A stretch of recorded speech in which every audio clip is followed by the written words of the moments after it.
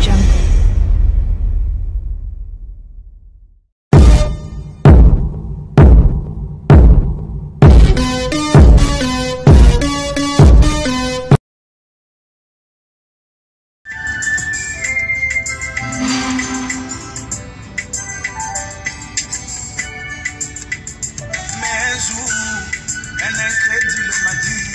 Pourquoi confier ta jeunesse à un Dieu qui n'existe pas?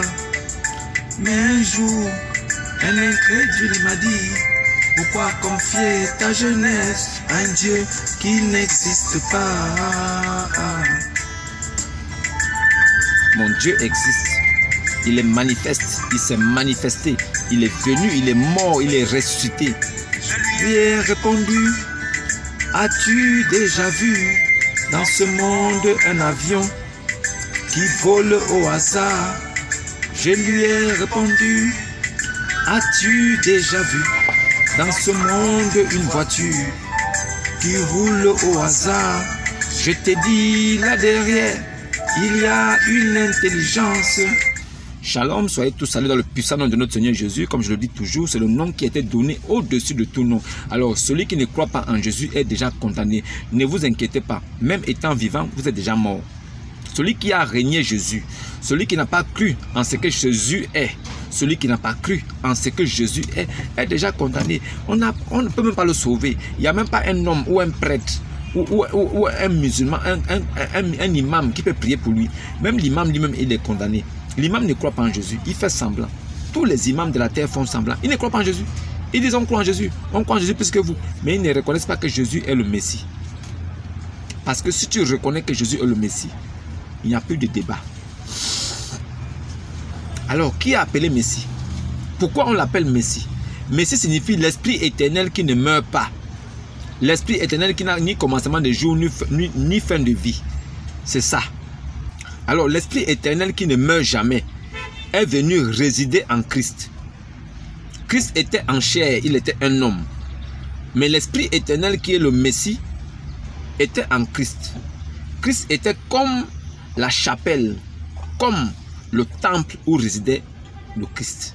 Jésus était le temple où résidait le Christ. Voilà pourquoi il n'a jamais péché, puisque l'Esprit Christ éternel, le Messie, cet esprit appelé Messie, l'Esprit messial, qui était en Jésus, l'a empêché de pécher. Voilà pourquoi il n'a commis aucun péché. Parce que l'Esprit Christ, l'Esprit messial, est éternel et saint, saint, saint 3 fois. Du fait qu'il soit saint, il ne peut pécher. Il ne peut pécher. Et la sainteté est remplie en lui. Il est la sainteté incarnée. Voilà pourquoi la terre n'a même pas pu retenir le corps de Jésus après la mort. Puisque ayant porté nos péchés à la croix, enseveli, il a enterré nos péchés. Et en même temps, la terre n'a pas pu le retenir car il était pur et saint. Il est ressorti. Il est remonté au ciel à sa position initiale.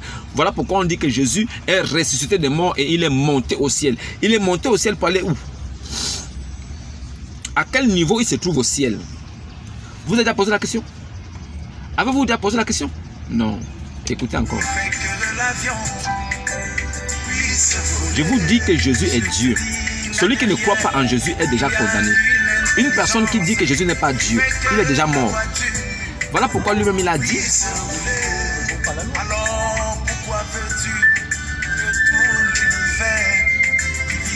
En harmonie, puisse exister au hasard. Comment veux-tu que l'univers qui vit en harmonie puisse exister au hasard?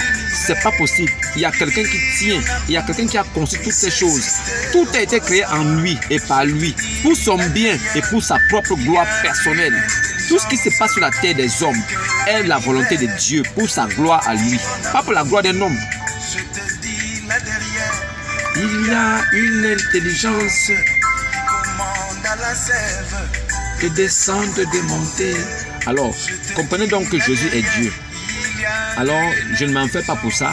Je sais que Jésus est Dieu et j'aimerais qu'on parle de quelque chose aujourd'hui. J'aimerais aborder un petit sujet assez simple avec vous. Vous-même, vous allez m'expliquer ce que vous en pensez. Alors, je vais commencer par remercier tous ceux qui sont nombreux à me suivre, à m'écouter. Vraiment, je vous dis merci du fond du cœur. Et nous ne sommes qu'au début de la dénonciation, parce que le but est de dénoncer les fausses doctrines. Le but est de dénoncer tout ce qui n'est pas de Christ, tout ce que Jésus n'a pas enseigné. Le but est de dénoncer ces choses pour amener les gens à se révolter et à faire des recherches. Alors la question qui est toujours posée, c'est écrit où? Alors, bien-aimés, frères en Jésus, merci pour ce que vous faites pour la chaîne. Merci pour le nombre d'abonnés qui ne fait que grandir tous les jours. Merci aussi de partager, de liker.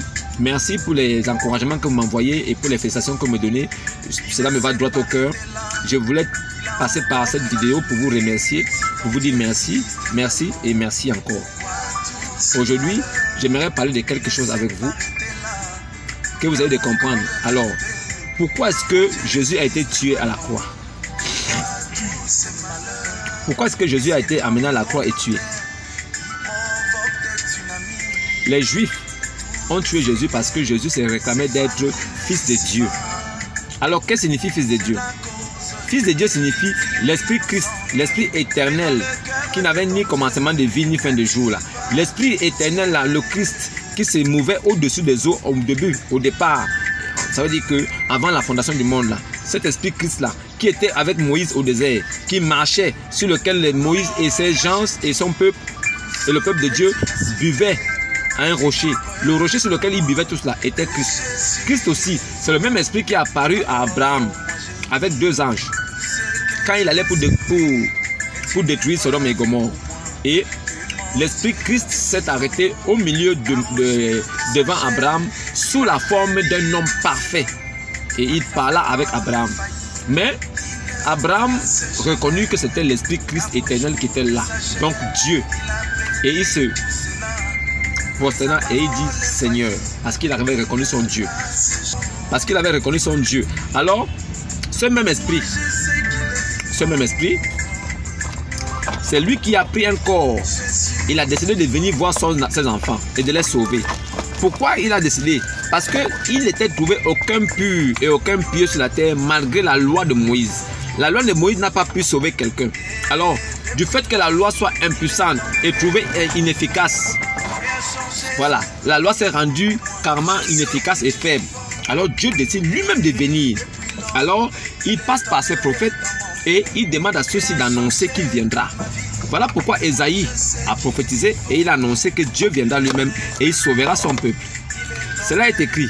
Dieu viendra lui-même et sauvera son peuple. Alors, quand Dieu devait venir, voici les miracles qui accompagneront la venue de Dieu. Dieu devait venir sous la forme d'un homme. Jean-Baptiste devait d'abord le précéder et préparer et aplanir le chemin de son chemin, donc le chemin de l'Éternel. Alors, après que Jean-Baptiste soit venu aplanir le chemin de l'Éternel, l'Éternel devait faire son entrée. Alors, Jésus fit son entrée et Jésus est venu accomplir tout ce que avait dit Ésaïe. Et Jésus a dit, je ne suis pas venu pour abolir la loi de Moïse. Non, je suis venu accomplir ce qui avait été dit de moi par les prophètes et les psaumes.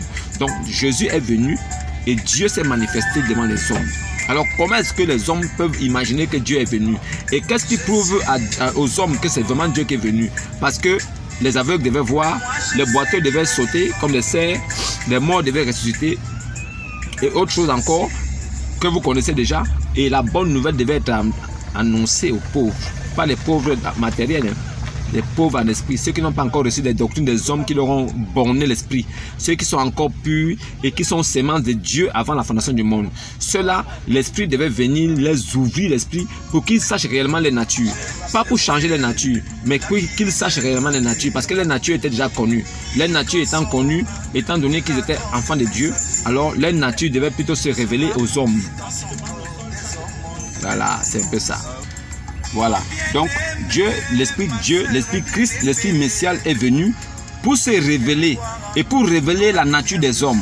Jésus étant venu, il est venu accomplir ce qui avait été dit de lui par les prophètes et par les psaumes. Il est venu, il les accomplit. Pour que l'homme qui a le discernement et que ceux qui sont ses semences puissent reconnaître que le maître lui-même est venu, le rabbi. Alors Jésus étant venu, qu'est-ce qui a poussé les hommes à le faire mourir? C'est parce qu'il se réclamait d'être fils de Dieu. Et les Juifs savaient très bien que quand une personne dit qu'il est fils de Dieu, et c'était la seule personne à cette époque-là, puisqu'il y avait eu des gens qui sont venus avant Jésus et qui se réclamaient d'être fils de Dieu. Mais sauf que rien n'a été manifesté, ils n'ont pas accompli ce qui avait été dit de celui qui devait venir. Mais Jésus, quand il vient, il accomplit ce qui avait été dit Et il prouve que c'est lui vraiment l'esprit messial qui est là, dans un corps d'homme. Alors, les Juifs ne pouvant pas accepter parce qu'eux, ils attendaient un Dieu glorieux qui devait venir avec toute l'armée des cieux, les chevaux, les épées, tout ça pour venir combattre. C'est ce que les Juifs attendaient. Mais les Juifs étant surpris de voir un homme qui n'avait ni beauté ni éclat, semblable à un serviteur, mais qui était là, mais qui dispensait les paroles de la vie. Ils reconnaissaient tous que cet homme avait vraiment les paroles de la vie qu'eux-mêmes ils avaient et qu'ils vivaient. Mais quelqu'un avait ça dans la parole. La parole de Jésus contenait la vie éternelle. Et les Juifs ayant su ça, mais ils ne s'attardaient pas à ce que Jésus disait, parce qu'ils savaient que ce que Jésus disait était vrai. C'est pour ça que Jésus leur a posé la question: moi qui vous ai montré des œuvres de mon Père et des grandes œuvres, pour que vous reconnaissiez que oui, c'est vraiment lui qui m'a envoyé. Mais vous êtes hypocrite. Pour quelle œuvre me condamnez-vous maintenant? Qu'est-ce que j'ai fait de mal pour que vous me condamnez maintenant, alors que vous reconnaissez que tout ce que j'ai fait là est écrit et ça avait été annoncé? Les hommes étaient dans leur confort. Les doctrines de nos jours que nous voyons aujourd'hui ne sont pas nées aujourd'hui. Les faux pasteurs, les faux ouins là, qui ont des doctrines où il faut bénir l'eau, il faut bénir l'huile, il faut vendre l'huile depuis de Jacob, il faut payer la dîme, il faut donner les offrandes. Quand le pasteur parle, il faut s'aimer. Il faut construire la maison du pasteur. Il faut donner l'argent. Il faut s'appauvrir pour que le pasteur lui grossisse, son gros ventre sort. Il faut enrichir le pasteur et toi tu deviens pauvre. Ce n'est que comme ça que Dieu va te bénir. Pourquoi Dieu ne bénit pas directement ce même pasteur? Pourquoi il faut d'abord que vous lui donnez votre argent pour que Dieu vous bénisse vous? S'il est vraiment enfant de Dieu, s'il est vraiment loin de Dieu, s'il est vraiment homme de Dieu, pourquoi Dieu ne le bénit pas? Pourquoi il vous demande, il commande, il est un pasteur mendiant? Pourquoi? Pourquoi il vient vous dire que non, l'alcool est un péché? Il vient accuser Melchisedec. Il vient accuser Melchisedec d'avoir donné du vin à Abraham. Un maudit comme ça, et vous le suivez. Il vient dire que la polygamie est un péché. Mais allez voir David. Allez voir Abraham. Il avait combien de femmes? Allez voir tous les prophètes de Dieu. À part Jean-Baptiste et Jésus qui n'ont pas pris de femmes. Tous les autres prophètes de Dieu étaient des polygames. Et Dieu dit dans Exode 10, 21 quoi? Qu'est-ce qu'il dit? Si un homme prend une autre femme, il ne retranchera rien à la première. Ça veut dire que la première est là, il peut prendre une autre. Si l'homme a la volonté de prendre, il peut le faire. Le vin n'est pas un péché. Va, bois gaiement ton vin. Car depuis fort longtemps, l'Éternel prend plaisir aux œuvres que tu fais sur la terre. Dieu permet à l'homme de boire. Le vin n'est pas un péché. Melchisedec, roi de Salam, de justice, de paix, qui n'avait ni généalogie, ni commencement de jour, ni fin de vie.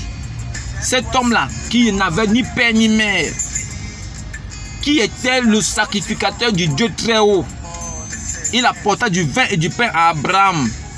Abraham lui remit la dîme, il apporta du vin et du pain. Le vin est un péché, mais Dieu utilise le vin et il donne à ses serviteurs. Ceux qui disent que le vin est un péché sont des maudits. Jésus est venu. Son premier miracle, il a changé l'eau en vin dans une noce. Dieu lui-même, l'Esprit Christ éternel, Messie, il vient sur la terre mais il change l'eau en vin. Donc Dieu a péché. Maudit quiconque dit encore que le vin est un péché. Maudit sois-tu, que Dieu te maudisse. Aujourd'hui, la question n'est pas au niveau du vin, mais c'est de poser la question à ceux qui disent que oh, Dieu n'est pas, quand Jésus est mort sur la croix, est-ce qu'il est mort pour les péchés du monde? Jésus est mort pour les péchés du monde. Jésus est mort et il a pris tous les péchés de ceux qui croient en lui. Maintenant, le corps, l'Esprit Christ, l'Esprit messial qui était en Jésus, ne pouvant supporter l'abomination des péchés des hommes, a quitté le corps de Jésus. Ça veut dire que Jésus est resté à la croix. Jésus, c'est la chair. Christ, c'est l'Esprit qui dirigeait cette chair, qui était le maître de cette chair-là. C'était l'Esprit Christ. Alors, quand l'Esprit Christ éternel, saint, saint, saint, pur, a vu le péché du monde rempli dans le corps de Jésus, dans ce temple, alors il s'est extirpé, il s'est retiré. C'est pour ça que Jésus dit, mon Père, pourquoi m'as-tu abandonné? Si on abandonne quelque chose, ça veut dire qu'au préalable, on était avec cette chose. L'Esprit qui était avec Jésus l'abandonne. Voilà pourquoi Jésus a dit, celui qui m'a vu a vu le Père. Ne crois-tu pas que je suis dans le Père et le Père est en moi? Celui qui m'a vu a vu le Père. Si tu voyais Jésus, tu avais vu le Père invisible. Le Père, c'est qui? C'est l'Esprit Christ éternel qui a créé toutes choses au commencement par la parole qui est Jésus. Alors si toi, tu dis que Jésus n'est pas Dieu, on te pose la question, est-ce que tu peux déjà voir le Père? Connais-tu le nom du Père? Le Père, c'est l'Esprit Christ. C'est lui qu'on appelle Père éternel. Il est Père éternel parce qu'il est là au commencement. Il était seul et il a conçu toutes choses. C'est lui qui est là au début. Voilà pourquoi on l'appelle le Père éternel, parce que c'est lui qui est le Père de toutes choses sur la terre. Maintenant, ce Père éternel-là, est-ce qu'il est visible? S'il ne se manifeste pas, vous ne pouvez pas le voir. Le Père est invisible, il est esprit. Voilà pourquoi il a dit qu'il a créé l'homme esprit. L'homme a été créé à la base esprit. Puis Dieu forma un corps à l'homme pour que l'homme soit visible et commandeur de toute la création. Alors Dieu qui est invisible, comment peut-il faire pour se rendre visible devant son peuple alors que lui-même il a promis qu'il devait venir? Ne doit-il pas prendre un corps d'homme pour venir, pour qu'on sache qu'il est là, pour qu'on puisse le voir et l'apercevoir? Ou bien doit-il venir en esprit pour qu'on puisse le deviner que dès qu'on voit une manifestation, on dit oh, voilà un arbre qui a produit des fruits tout de suite. Ça veut dire que l'esprit de Dieu était là. Dieu était là. Non. Les gars, réfléchissez un peu. L'Esprit Christ devait prendre un corps d'homme et il devait se manifester. Il devait se mouvoir dans ce corps d'homme. Et le corps d'homme là était Jésus. Christ. L'humanité, Jésus, homme cher. Christ, Esprit éternel, le Messie. Combiné pour venir sauver son peuple. Voilà l'équation résolue. Les Juifs ont tué Jésus parce que Jésus s'est réclamé d'être fils de Dieu, qui signifie l'esprit de Christ, l'esprit du Messias dans le corps d'un homme. Jésus s'est réclamé d'être l'esprit éternel dans le corps d'un homme. C'est pour ça que les Juifs cherchaient à le faire mourir. Parce qu'il est venu gaspiller les doctrines. Il est venu dénoncer les bêtises. Il est venu leur dire qu'on ne vend pas l'huile d'olive. On ne vend pas l'eau. On ne prend pas l'eau des puits au quartier, l'eau de la SEG, l'eau des puisards un peu partout. On vient vendre ça aux gens en disant que c'est l'eau de puits de Jacob. Ou bien on ne prend pas l'huile d'olive dans un supermarché, on met dans une corne de bélier, on dit non, c'est ça l'huile de la corne de Moïse. On ne vend pas ça. On ne fait pas des brochures pour dire venez vous aller dans notre assemblée pour voir Jésus qui va vous guérir. Venez dans notre assemblée pour voir Jésus qui va vous donner un mari. Ou bien une femme. Venez dans notre assemblée pour voir Jésus qui va vous aider à avoir votre percée financière. On ne vient pas à Jésus pour ces choses-là. Ce sont des choses éphémères, périssables. Nous sommes voués à mourir un jour. Qu'est-ce que ça vous servira d'avoir ces choses alors que tu vas perdre ton âme et ta vie un jour? Cherchez premièrement le royaume des cieux. Les hommes de Dieu de ce temps devaient appeler le monde, les brebis égarées de Christ, de la maison d'Israël, à revenir vers Jésus. Ils devaient les appeler à reconnaître leur père qu'ils ont abandonné parce qu'ils sont allés très loin. Aujourd'hui, leur père est là. Alors, leur père est là à travers sa parole. Nous qui sommes les dépositaires de la doctrine de Christ authentique, qui devons annoncer la bonne nouvelle, nous devons exhorter les gens à chercher qui est leur père. Notre maître, notre patron qui nous a employés. Nous devons exhorter les gens à le chercher, à revenir vers lui, à connaître qui il est. Qui est Dieu? Comment s'appelle le Père éternel? C'est la question que les pasteurs, les faux oins d'aujourd'hui devaient amener les chrétiens à se poser. Cherchez d'abord à connaître Jésus. Si vous avez Jésus, vous l'avez connu, vous l'avez accepté. Maintenant, toutes les richesses de la terre vous seront données gratuitement. Pourquoi? Il est le maître de toutes ces choses. C'est à lui qu'appartiennent toutes ces choses. C'est lui qui a créé toutes ces choses. Pourquoi vous cherchez les biens au lieu de chercher le commandeur des biens? Les Juifs étaient scandalisés du fait que Jésus dise qu'il est fils de Dieu. Alors ils l'ont tué. Mais qui a tué Jésus? Qui a tué Jésus? Quels sont ceux qui jouaient avec sa tunique, qui tiraient au sort sa tunique? Vous ne comprenez pas. Alors, je voudrais vous dire que le scandale du Christ, qui est l'Esprit éternel, dans un corps d'homme, choque beaucoup de religieux et de religions. Au point où ils se sont inventés eux-mêmes un prophète qui est venu après le Christ. Nous savons que l'Esprit Christ, c'est l'Esprit éternel qui est venu et qui a accompli toutes choses. Alors si l'Esprit éternel dit qu'il a accompli toutes choses, qu'est-ce que quelqu'un d'autre peut venir encore accomplir en tant qu'homme? Si l'Esprit éternel qui est Dieu créateur a déjà accompli toutes choses, qu'est-ce qu'un homme peut venir encore accomplir? Quoi? Vous ne comprenez pas quoi? L'islam, c'est l'abomination. Jésus a dit, quand vous verrez l'abomination de la perdition installée en lieu saint.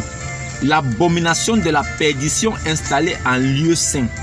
Quand vous verrez l'abomination de la perdition ça veut dire que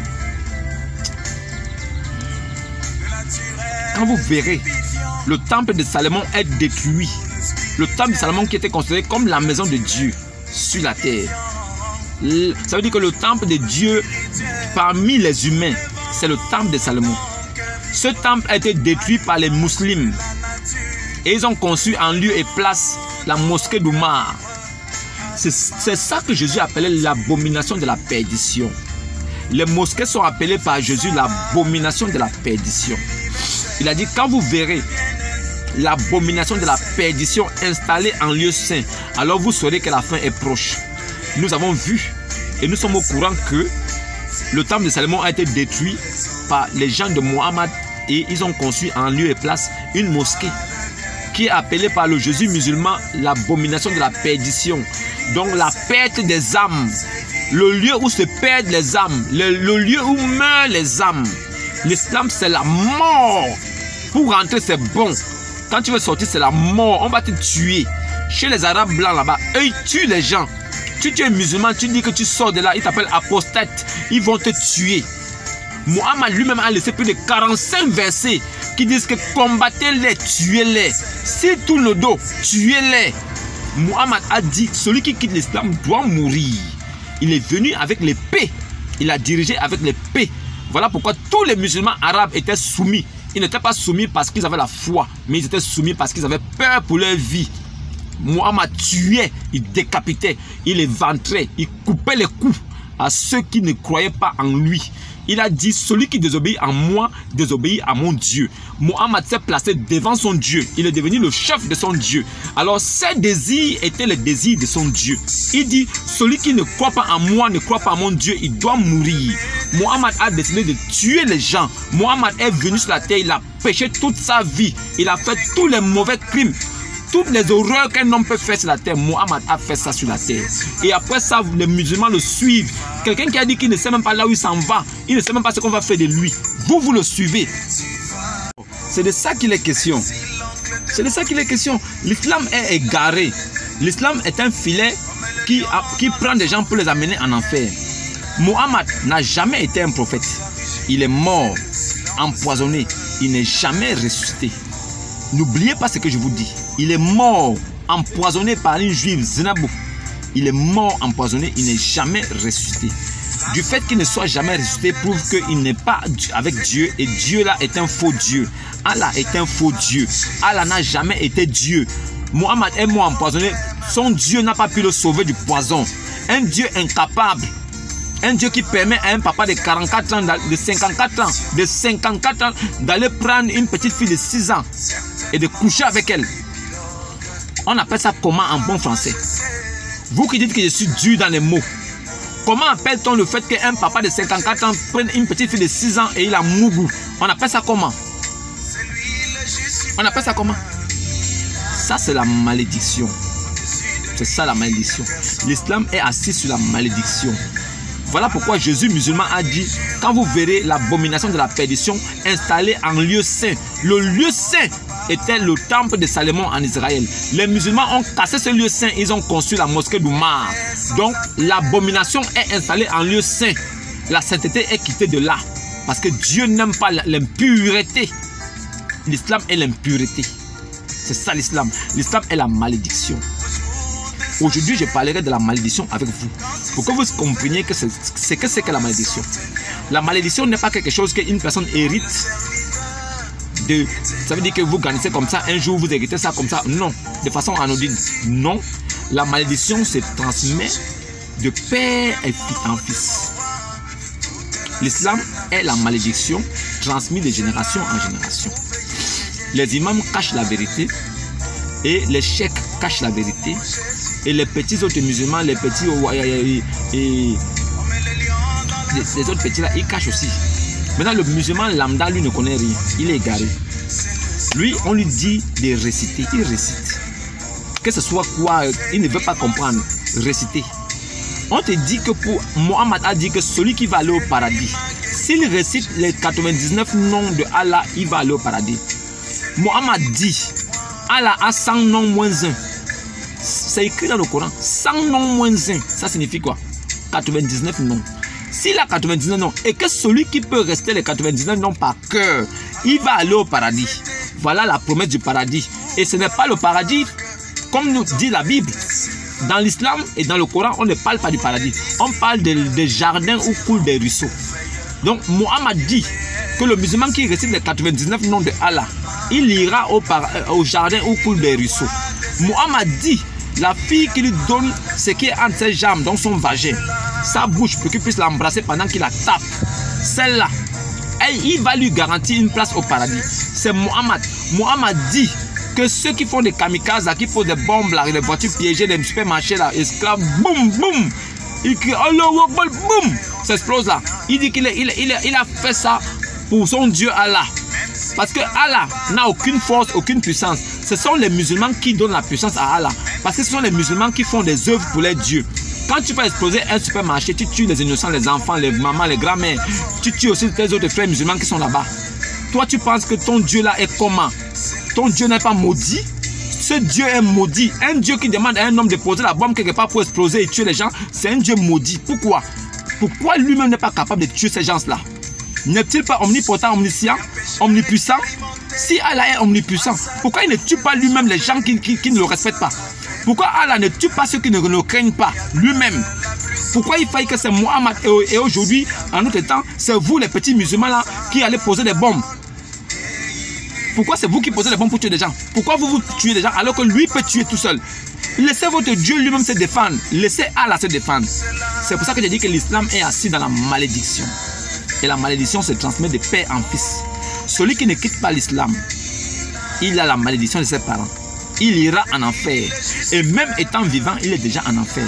Ne croyez pas un seul instant qu'en lavant vos oreilles, parce que Satan fait pipi dedans, vos narines, parce que Satan dort au fond de vos narines, et en lavant votre tête, vos orteils et vos anus, que vous allez aller au paradis. Le paradis n'est pas physique, c'est une affaire d'esprit. Si spirituellement tu n'es pas assis et que tu ne connais pas la vérité en esprit, tu iras en enfer. Ce n'est pas une affaire charnelle. Vous faites pipi, vous lavez vos zizi là. Ne pensez pas que vos bangalas que vous lavez quand vous faites pipi là, c'est ça qui va vous servir à aller baiser 72 vierges au paradis. C'est pas possible. Vous ne baiserez personne au paradis. Jésus a dit, au paradis là-bas, les hommes seront asexués, sans sexe. Au paradis, il n'y a pas de mariage, il n'y a pas de sexe là-bas, il n'y a pas de rapport sexuel là-bas. Mohammed vous a trompé. Il vous dit que chacun de vous aura 72 vierges et vous aurez tous des longs bangalas pour pouvoir les taper là-bas. C'est faux. Ils vous ont trompé. Sortez de là. L'islam est un filet de l'enfer. C'est la malédiction. Ils sont au même titre que ceux qui ont tiré au sort la tunique de Jésus. Ceux qui ont tiré au sort la tunique de Jésus là, c'était qui? Posez-vous la question. Ceux qui ont tiré au sort la tunique de Jésus étaient qui? Si vous trouvez la réponse, vous allez comprendre le comportement de certaines personnes aujourd'hui. Ils ont hérité ça de leur père, de leur aïeux. Alors ne soyez pas étonnés de voir des gens se comporter comme la malédiction. Quand on appelle quelqu'un un mot, voilà moi c'est maudit ou bien maudia, ce n'est pas une insulte, c'est une qualification par rapport à l'attitude que tu as. Alors on te voit, c'est en ton fruit qu'on te qualifie. Si on t'appelle maudit, c'est parce que tu produis un fruit de la malédiction qui nous rappelle tes ancêtres. La malédiction vit de nos jours et elle est physique et elle est visible. Ceux qui ont le Saint-Esprit peuvent voir et peuvent discerner et peuvent vivre avec eux. Ce n'est pas de votre faute, ce n'est pas de ma faute. S'ils sont malédictions, ils sont malédictions depuis la fondation du monde. Car Dieu avait déjà déterminé qu'ils seront malédictions. Alors si vous vivez avec eux, alors acceptez-les tels qu'ils sont. Ils ne pourront pas devenir autre chose. Le jour que vous verrez un manguier devenir bananier après 5 ans, venez me voir, vous me dites que les hommes peuvent changer. Les natures des hommes ne changent pas. Les esprits des gens ne changent pas. Leur corps se moue, change, se mute, il mue, il se transforme. Mais l'esprit et la nature de ce corps-là restent la même. L'homme est toujours sémence de Christ ou sémence de la perdition dès le départ. Le reste là n'est que apparence, n'est que transformation. Mais sinon, ils sont malédictions parce qu'ils portent en eux la sémence de leur père, leur aïeux qui étaient malédiction eux-mêmes. Ils aimaient la malédiction, ils se sont revêtus de malédiction. Ils ont donné ça aux enfants qui ont donné à leurs petits-enfants jusqu'à aujourd'hui. Si les gens se manifestent aujourd'hui en tant que malédiction physique, pourquoi vous êtes étonnés de voir ces choses? Moi-même qui vous parle, j'étais scandalisé avant que Dieu m'ouvre l'esprit et que j'ai compris les Écritures. Je sais maintenant pourquoi ils sont malédictions. Ce n'est pas de leur faute. Comme Saül, l'esprit de Dieu se retira de Saül et Saül fut agité par un mauvais esprit venant de l'Éternel. Alors vous là, qui chassez les démons, qui tailladez les démons dans vos assemblées, vous des petits pasteurs, des faux pasteurs, qui dites que vous coupez les démons avec des machettes, vous liez les démons, qui vous a remis le mandat de lier les démons. Les démons se chassent, ils ne se lient pas. Jésus a dit, en mon nom, vous chasserez les démons. Il n'a jamais dit, vous lierez les démons. Vous prenez ça où? Vous êtes quoi? Je vous ai vu clair. Mon combat est de vous descendre. Je vais vous descendre tous, autant que vous êtes. Je vais vous descendre. Vous êtes des menteurs. Jésus ne vous connaît pas. Alors vous là, qui chassez les démons dans vos églises, je te chasse au nom de Jésus. Le fidèle s'agite seulement le samedi et le dimanche, quand il est à l'église. Vous chassez les démons au nom de Jésus. Mais sachez une chose. Comment toi tu peux te réclamer d'être venu de la part de Dieu? Comment peux-tu te réclamer d'être venu de la part de Jésus-Christ? Et lui, Jésus, il décide de retirer son esprit à un de ses enfants et il lui fait rentrer un mauvais esprit dans son corps. Penses-tu que toi, pasteur, tu peux enlever le mauvais esprit que Dieu lui-même a mis sur un infidèle? Donc, comme Dieu retira son esprit de Saül et Saül fut agité par un mauvais esprit venant de l'Éternel, toi, si tu étais là-bas en ce temps-là, tu devais prier sur Saül pour que le mauvais esprit la sorte. Hein? Tu pouvais le faire? Non, les gars, arrêtez ça. Les gars, arrêtez. Je vous dis arrêtez. Je suis là. Je vais vous montrer le chemin. Le chemin que Christ a tracé depuis le commencement, depuis la fondation du monde. Il est la lumière, la vie. Il est le chemin, la vie éternelle. Celui qui suit Jésus est dans la lumière. Il sait où il va. Sa route est éclairée. Vous allez arrêter votre marmaille dans vos églises. Vos églises des hommes. Ce n'est pas l'église du Seigneur Jésus. Je vous exhorte tous à suivre Jésus. C'est Jésus qui est le bon maître. C'est Jésus qui est le Seigneur et le Sauveur. C'est Jésus qui est l'Esprit Christ. C'est Jésus qui est mort pour nous. C'est Jésus qui est ressuscité aussi des morts. C'est Jésus qui est monté au ciel avec la clé du séjour des morts. S'il a pris les clés du séjour des morts avec lui, ça veut dire que si nous mourons, il pourra aller là-bas aussi ouvrir le séjour pour que nous puissions sortir.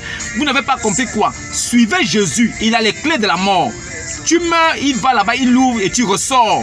Tu es sauvé avec lui. Mais l'autre qui est mort là, il n'a pas de clé de quelque chose. Il est là-bas lui-même enfermé. Celui qui doit le délivrer là, c'est mon Seigneur qui a la clé. Alors, penses-tu que mon Seigneur va le délivrer? Et toi, tu le suis? Mon frère, suis-moi. Suis Jésus. Celui qui m'écoute, écoute Jésus. Hein? Si tu m'écoutes, tu écoutes Jésus. Alors, suis-moi. Notre maître a les clés. Après cette vie-là, il viendra nous sortir de là-bas avec ses clés. Et nous sortirons vainqueurs en Jésus. Vainqueurs en Jésus. Vous n'avez pas compris quoi? Vous faites quoi même dans l'islam? Restez là-bas si vous voulez. Shalom et à demain.